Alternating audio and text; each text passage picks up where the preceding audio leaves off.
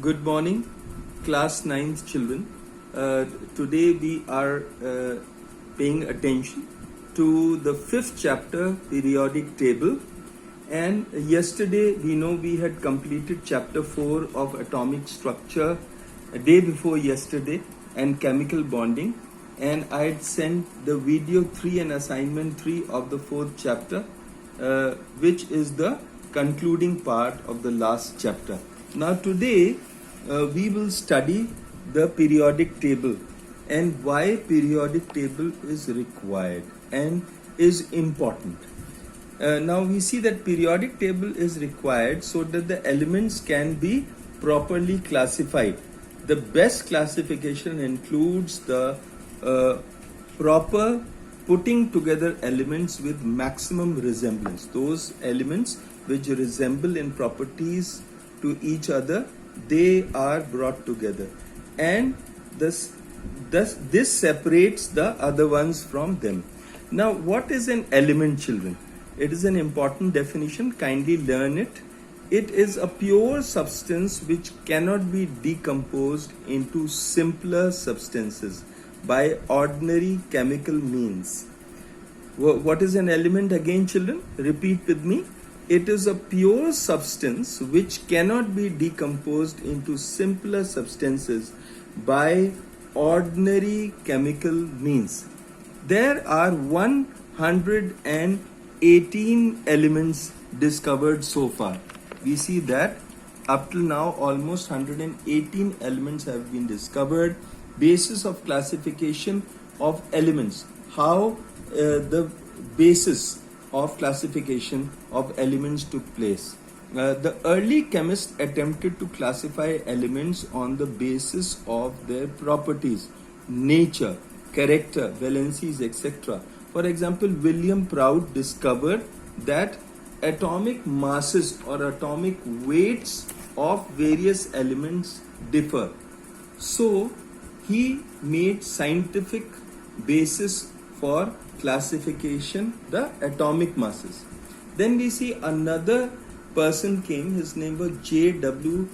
Doberer, a German chemist. He observed that certain elements displayed similar properties and they could be placed in groups of 3 in order their increasing weights.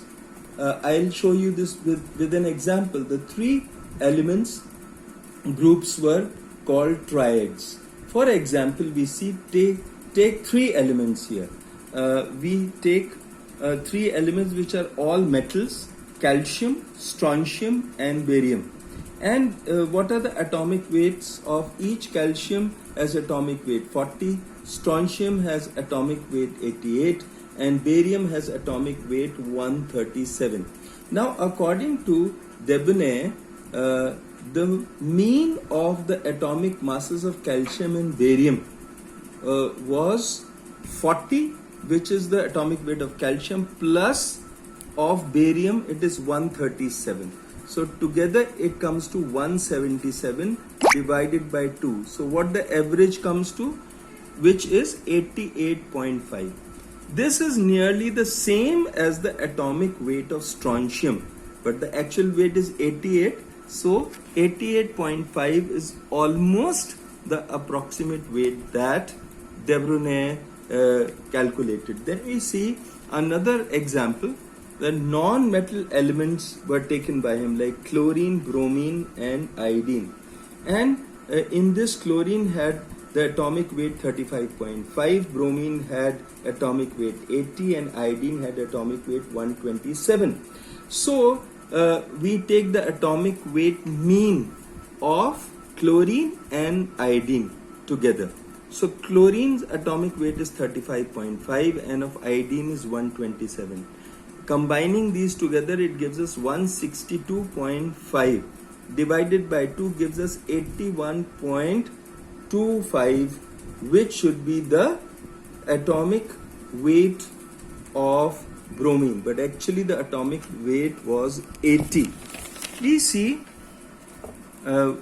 approximately the weight was same, but the actual weight of bromine was 80.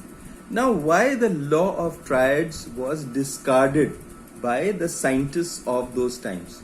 Number one reason was that de Broglie failed to arrange all the then known elements in the form of triads. The law did not apply fully even within the same family.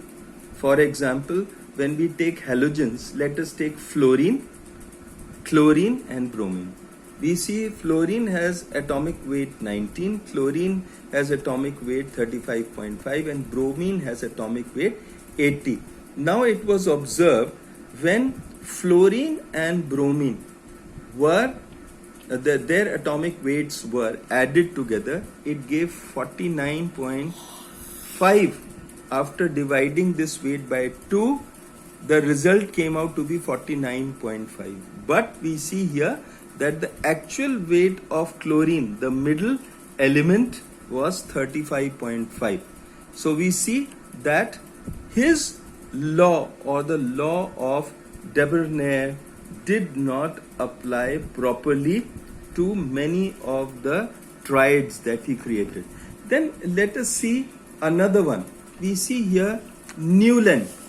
Newland, he also arranged the elements in increasing order of their atomic weights.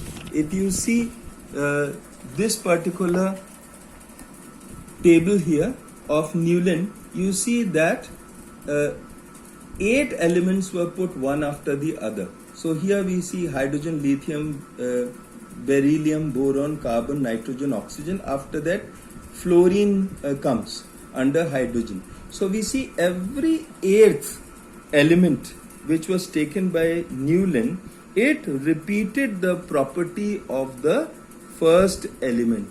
Like here, fluorine, sodium, magnesium, aluminium, silicon and phosphorus and sulfur. Chlorine, it repeated the property of the first one, fluorine.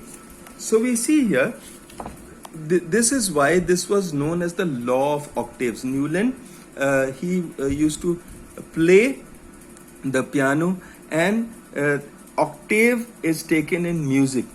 So what were the merits or the good points of Newland's classification? The first merit was this system worked quite well for the lighter elements. For example, lithium, sodium and potassium were brought together because all these three had similar properties. Then we see the good point in Newland's law of octaves.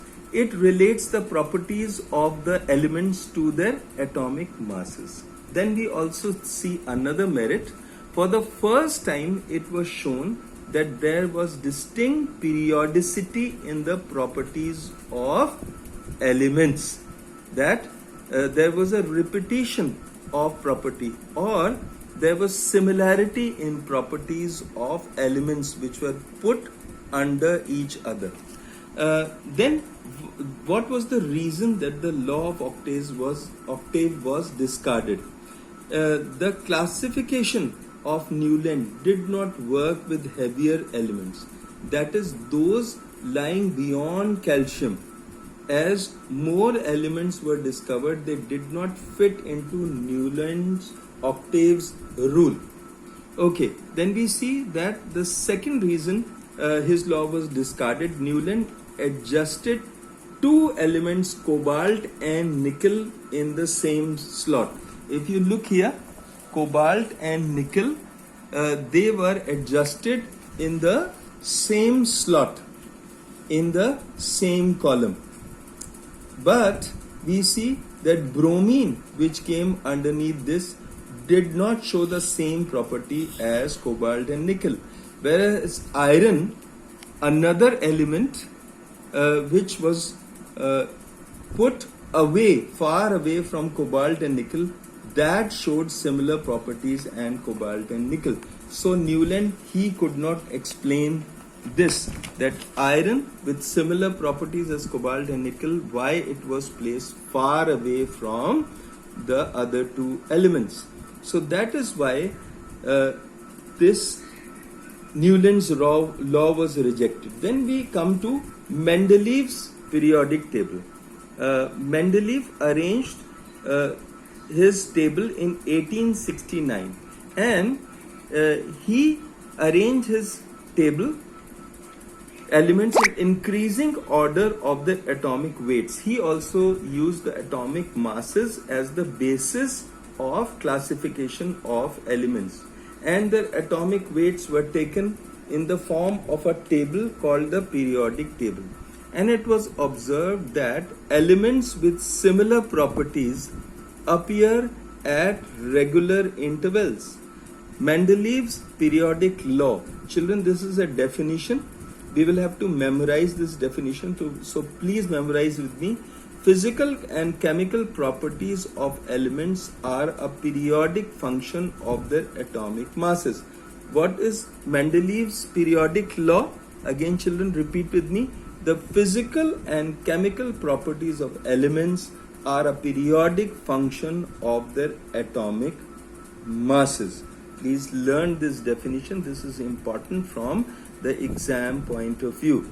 And from now onwards, we will go on to the next periodic table, or the modern periodic table that was discovered after Mendeleev's. So children, till we go to the second video, wish you all the best.